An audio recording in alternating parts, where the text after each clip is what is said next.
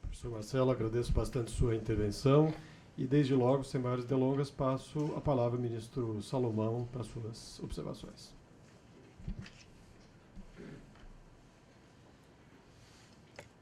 Bom dia a todos. Quero dizer da minha satisfação, Flávio, de estar aqui nesse seminário. Quero te cumprimentar também pela sua organização. O mosaico que tivemos aqui de visões muito variadas sobre a lei de arbitragem. Em seu nome eu cumprimento todos os colegas de mesa.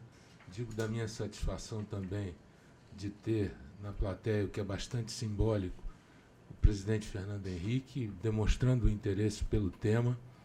Também quero agradecer não só a sua presença aqui, que muito me honra, mas também o apoio que tivemos da direção do Instituto, o Sérgio Fausto e João Oliveira Costa, que acompanham os debates e proporcionam, quando o Flávio me chamou para vir, eu tenho vindo sempre que posso discutir o tema de soluções extrajudiciais de conflito. Eu acredito nessa via, não só, como disse o meu amigo Carmona, para um avanço civilizatório, mas também acredito nessa via como uma solução eficaz para carregar racionalidade para o Poder Judiciário, num momento bastante interessante da vida do Judiciário brasileiro. O momento atual é um momento bastante interessante do Judiciário. Nós estamos vivendo, nesse campo das soluções extrajudiciais, uma perspectiva bastante razoável dela florescer no nosso país. Já existe largamente aplicada em outros centros avançados, e no nosso país agora estamos com uma perspectiva bastante razoável de sua efetiva mudança cultural.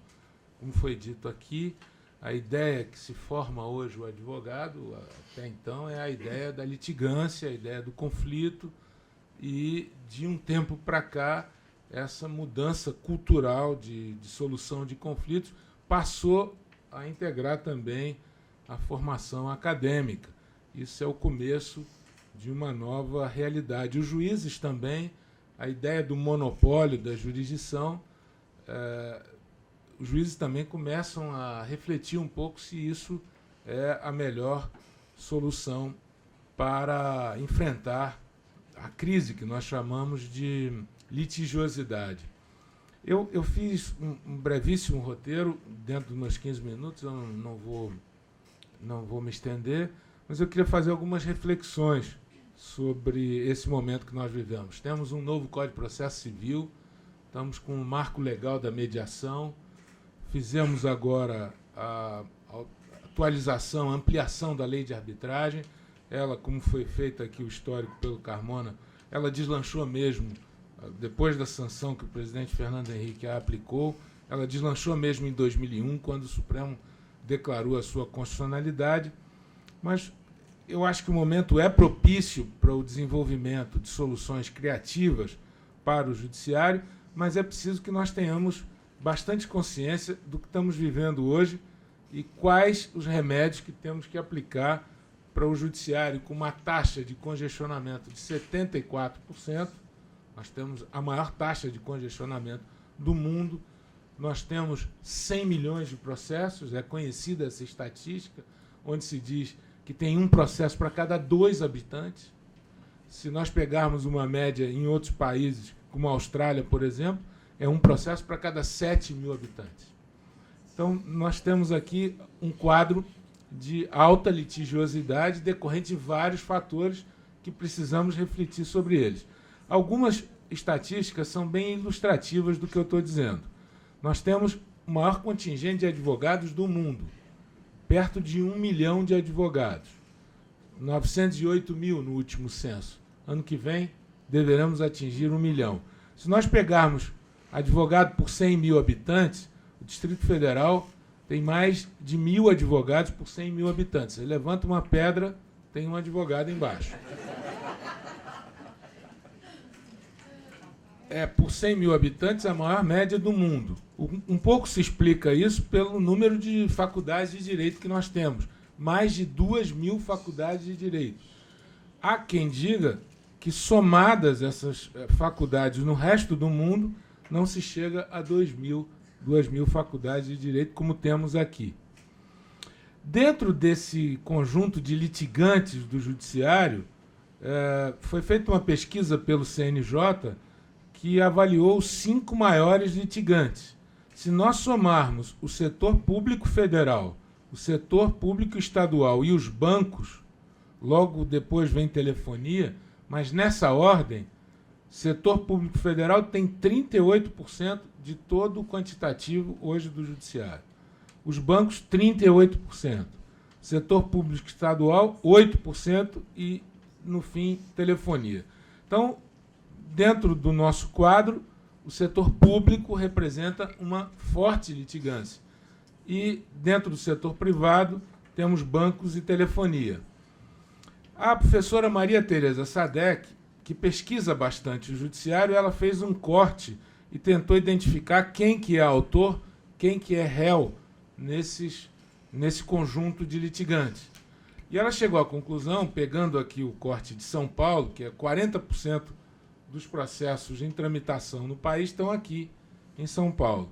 Então ela fez um corte e chegou a identificar o seguinte: os maiores litigantes, essa pesquisa é de 2015, encomendada pela Associação de Magistrados Brasileiros.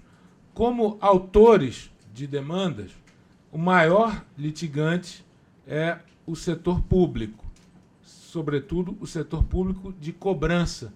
O judiciário funciona como cobrança de executivos fiscais. Mais de 50% está nessa faixa.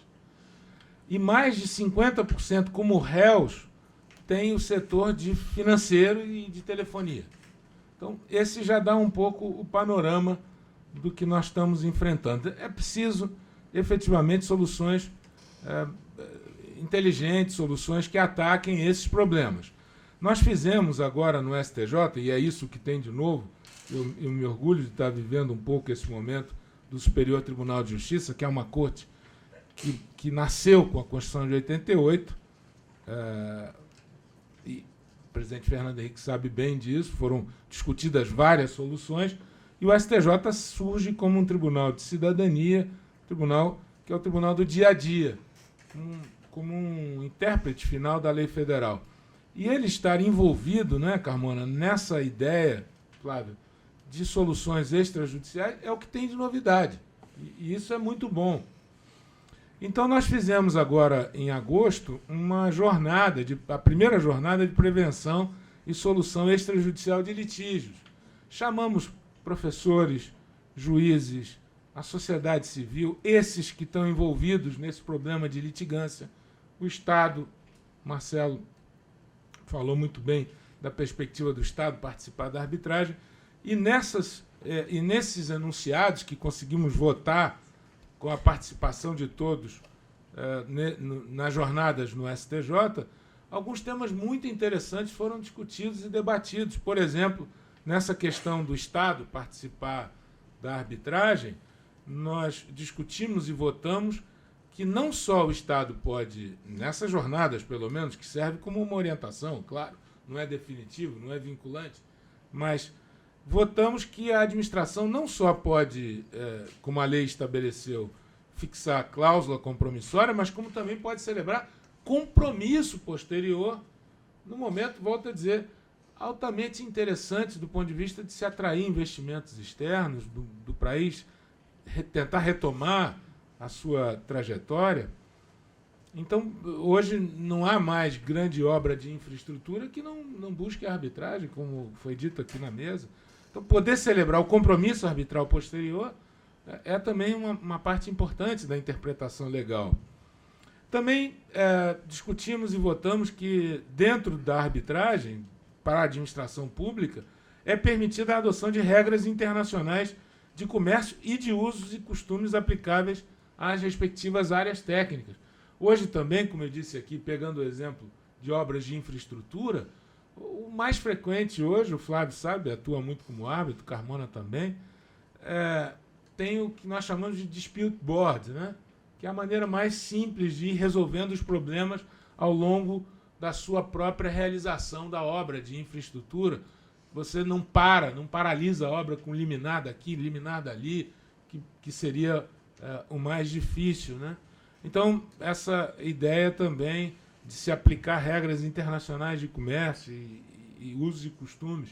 Discutimos lá um ponto interessante, presidente, que é a ideia de que a arbitragem também serve para falência e para a própria recuperação de empresa. Porque se tem aquele dogma de que não vale para o Estado, não vale para a recuperação, não. Em determinadas situações, mediação e arbitragem é uma ferramenta interessante de recuperação de ativos, sobretudo para garantir segurança jurídica para quem está ali trabalhando na recuperação. Também discutimos ali a questão da eficácia da sentença arbitral e estabelecemos que é possível inscrever, arquivar, anotar, averbar em registro de órgãos públicos a decisão arbitral, que foi também um avanço, Flávio. Paralelo a isso, logo em seguida, o STJ realizou, em conjunto com as entidades de defesa do consumidor, as entidades bancárias, realizamos um seminário sobre o ombudsman bancário. Trouxemos alguns professores especializados nesse tema na Suíça, na Alemanha, na Inglaterra, e foi analisado uma perspectiva também bastante razoável, já que 40% dos nossos problemas estão no setor financeiro, sobretudo figurando como réu, e já que nós estamos discutindo aqui arbitragem em vários setores, o ombudsman é uma espécie de árbitro, só que com uma característica muito diferente da arbitragem tradicional. Se nós pegarmos o modelo alemão, por exemplo, onde tem causas cujo valor tem um teto para se ingressar com o ombudsman, ele tem uma característica muito própria, e foi o modelo que discutimos aqui. Eu não sei se vai vingar, mas é uma tentativa, é uma proposta. Estabelecer um teto de valor, o acesso é gratuito, a escolha dos árbitros, dos ombudsman, é feita em conjunto, o setor bancário com os consumidores, com o órgão regulador. A decisão dele vincula apenas o banco, quer dizer, o consumidor que não estiver satisfeito, ele pode ir a juízo depois, não vai ter problema. Então, é uma solução bastante criativa, mas não se preocupe, porque a taxa de ida para juízo é muito pequena nos países que adotaram o ombudsman, porque, na verdade, como ele atua muito independente, a decisão dele normalmente é bastante aceita.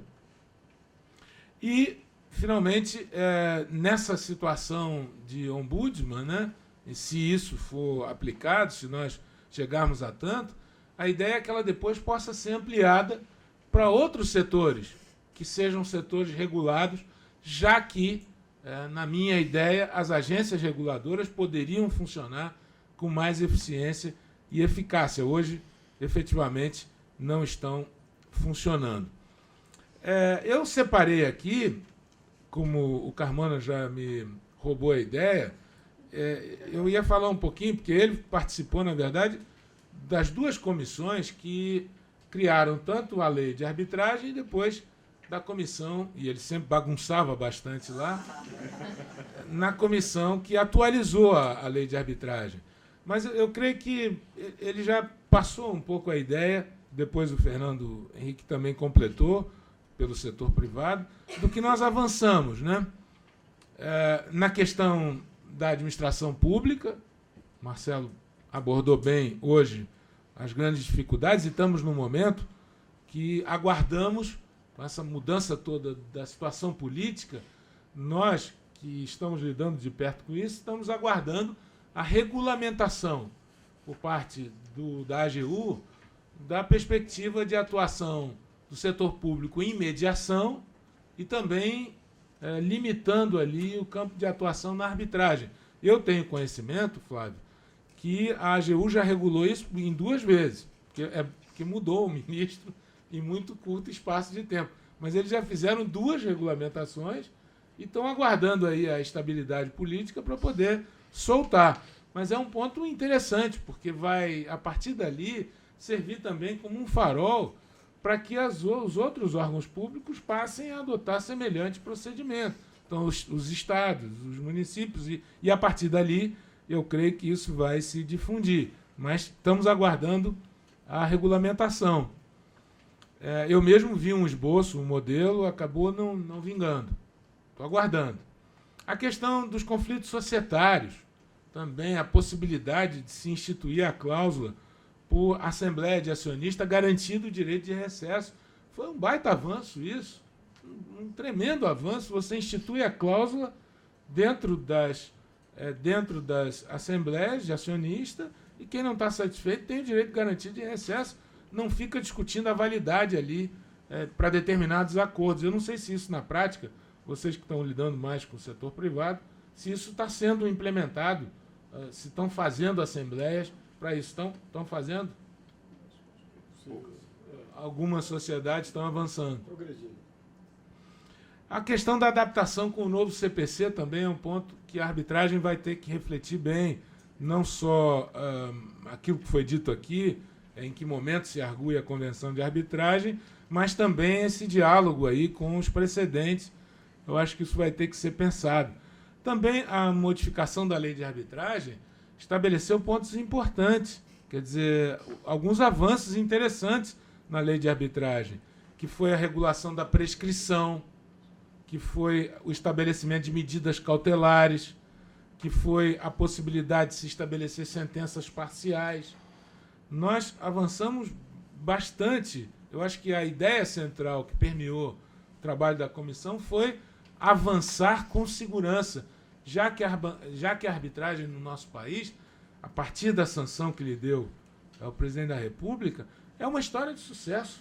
Nós temos uma história de sucesso, um caso de sucesso, o que muito nos orgulha, né? Porque hoje estamos avançando com segurança. A reforma da lei foi um avanço com segurança. Tivemos, sim, 2 vetos.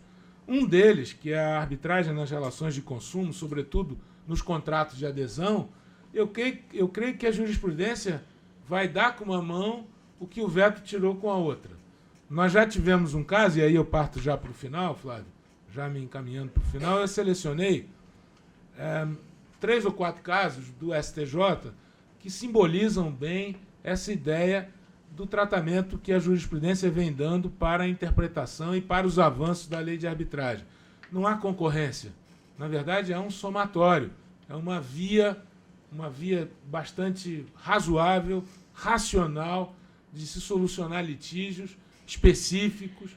O judiciário tem o seu papel, nunca vai deixar de ter, assim como também a mediação passa a ter um outro papel, mediação, conciliação, outras formas, bastante interessantes. Nós discutimos nas jornadas, por exemplo, mediação nos colégios, para acabar com essa situação de bullying. Discutimos mediação nos hospitais, públicos e privados. São soluções que nós precisamos e que são consentâneas com o mundo moderno. Eu selecionei 3 casos, muito rapidamente.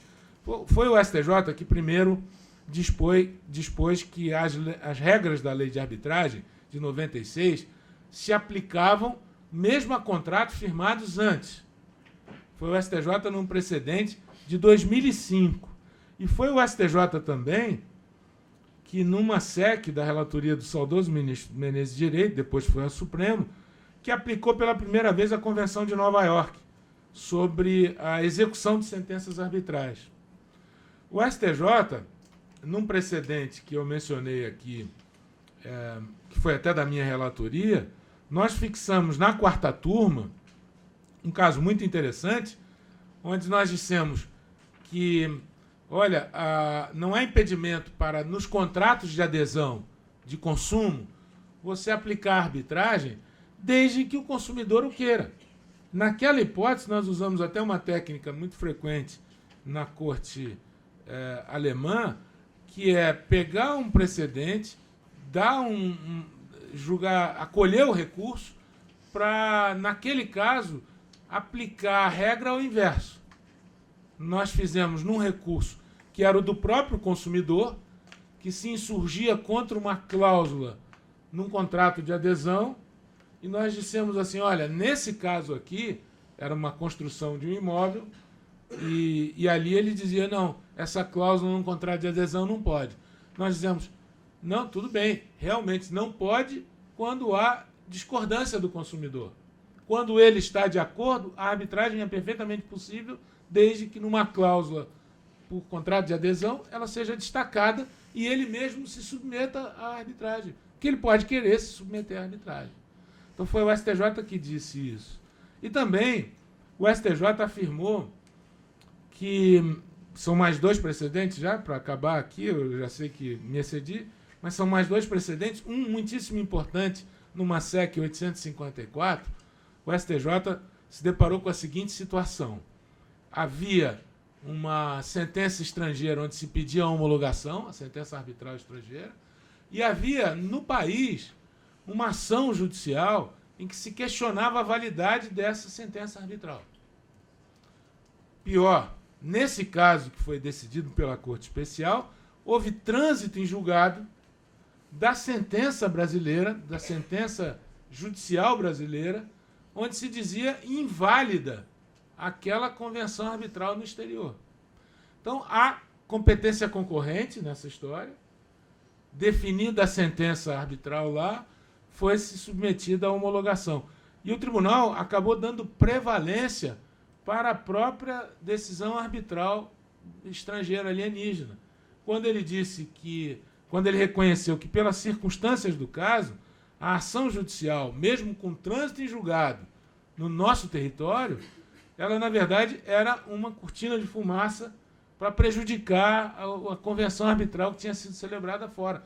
Notem, portanto, a importância que se deu à convenção de arbitragem celebrada em outro país, o quanto nós sinalizamos para a segurança jurídica fora. Por último, nós tivemos um caso muito interessante, que talvez um dos maiores litígios hoje em tramitação no judiciário, que foi aquela da Odebrecht versus Gradin, onde se discutiu a validade da cláusula arbitral. E ali, o tribunal, mais uma vez, afirmou que, mesmo sem maiores detalhes na previsão da mediação ou da arbitragem, isso não invalida a cláusula, ao contrário, a fortalece com uma cláusula aberta e se aplica ali o artigo 7º da Lei 9.307. Então, reforça a ideia de que não só o Supremo Tribunal Federal declarou a constitucionalidade da lei, mas também o Superior Tribunal de Justiça tem dado a sua contribuição, não só para soluções extrajudiciais em gerais, mas especificamente para a arbitragem como um instituto que fortalece o acesso à justiça e fortalece uma forma eficaz de solução de litígio. Como eu disse aqui, e já finalizando, essa solução extrajudicial, ela é uma forma de jurisdição, ela carrega uma racionalidade, é um avanço da humanidade, mas ela carrega também uma perspectiva de um judiciário que possa funcionar mais adequado. Tem uma expressão do Shakespeare no Mercador de Veneza, que é uma peça carregada de ambiguidade, com todos os textos do Shakespeare, e ele fala muito sobre cumprimento de contrato nessa peça. É uma peça bastante interessante para quem estudou direito e vários exercícios a gente faz com base nela, mas ela traz muita ambiguidade, discute perseguição religiosa, discute cumprimento eficaz de contrato, uma peça escrita em 1590 e pouco, né?